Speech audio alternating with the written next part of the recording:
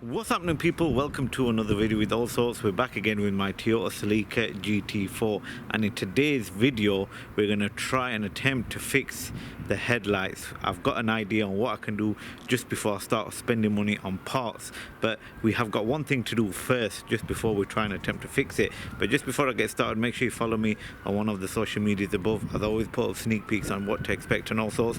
Make sure you subscribe and also hit the bell notifications to upload any video. You'll actually be notified. And if you have any suggestions on this car, then let me know in the comments. If you haven't seen the problems video to tell you what kind of problems this car has got, make sure you check it out. I will leave the link in the description box below. This is what I mean with the headlights. Just before I start spending money on the parts, one headlight is up, one headlight is down, and we're going to try and do a cheap fix to see if it works. If it doesn't, then we're gonna have to spend some money on some more parts. So first things first is we are going to try and clean up this engine bay because it is really dirty.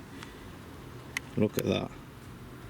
So yeah, let's first things first clean this engine bay. First line of business was taking off the top mount intercooler and the MAF just to give me more space around the engine when it comes to cleaning. But that brings me to my next thing. Look how much rubbish was around the engine bay. Anyways, after 30 minutes of cleaning and wiping down, we finally got the engine bay looking pretty decent. Not the best, but I will be doing it once this car starts driving. But overall, I cleaned all the rubbish around the engine bay, give it a good wipe down just for me to work on the headlights. Okay, what the plan is first of all, I'm going to take this headlight off. The cheap fix what I'm on about is I'm going to actually spray some WD-40 on the motor.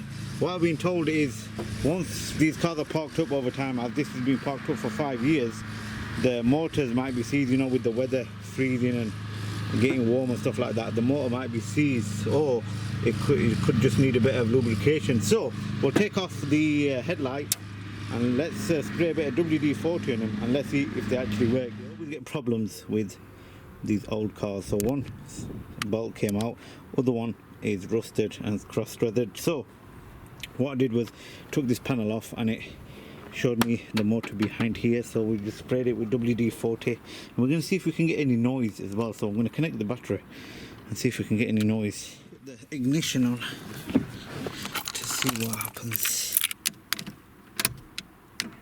I made a rookie mistake. I did not check the headlights before I took the parts off. So the left one is actually working, the driver's side, and the passenger side the motor has gone. I found that out later. So we know the relay hasn't gone because the left one is working, but the right hand side, passenger side light, just stays up. The light does work, flash does work, but it's not actually going down. So we do know it's nothing to do with the relay, which is a good sign. £80 later and we have a new headlight.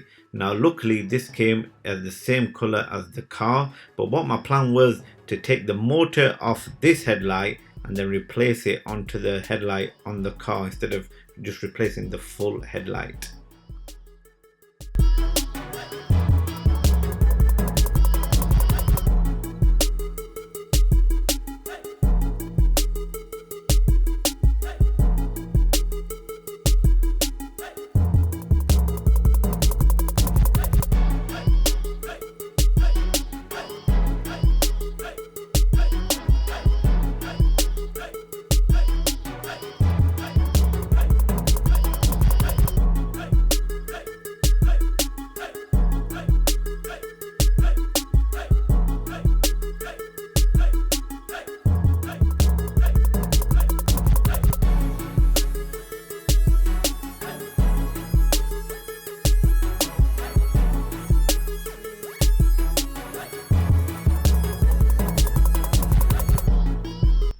Here is where it got tricky. As you can see, the motor is working, so I plugged it all in and then put the panel on the headlight, put it all together, and this is a mistake that I actually did. So I got ahead of myself. While I was putting the cover on, it was time to check out the headlights to see if they were working.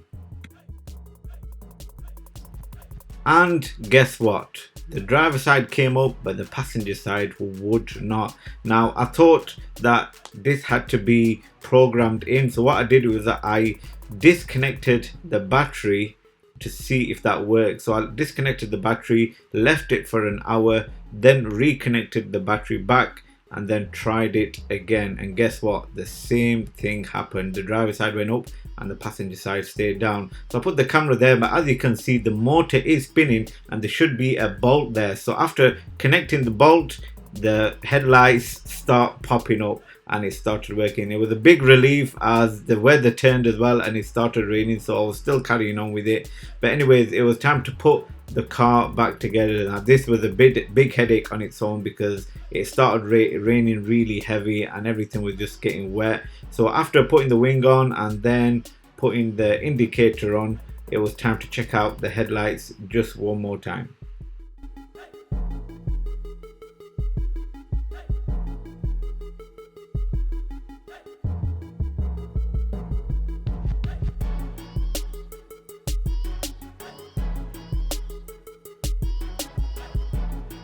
I'm going to end this video right here, people. That is one of the problems sorted with this car. The headlights are now working, which makes the car look even better when the lights are popped up as well. So make sure you subscribe for the next video where we are going to attempt to move this car by replacing the clutch slave cylinder. We're going to try the cheapest option first. I have bought the clutch slave cylinder.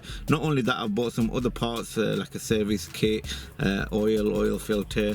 I've also bought a replacement airbox as well, because when we got the car there was no airbox on it. There was a air filter in the boot, aftermarket one, but I thought let's try and get this car OEM as possible, so we bought a new airbox for that as well. But all will be revealed in the next video. So we're going to try the cheapest option, which is the clutch slave cylinder, so make sure you stay tuned for that. I've also got other videos planned with this car. This car hasn't moved for a while, as you can tell with the car being on. It doesn't go into gear, so the tires have gone down and everything like that. Clutch pedal won't come back up because there's no pressure in it. So hopefully, fingers crossed, it can just be the clutch slave cylinder, but you got to stay tuned for the next video for that. Anyways, if you have any suggestions with this car, let me know in the comment section below. Thanks again for watching. Make sure you subscribe for more videos and I'll see you again for another video.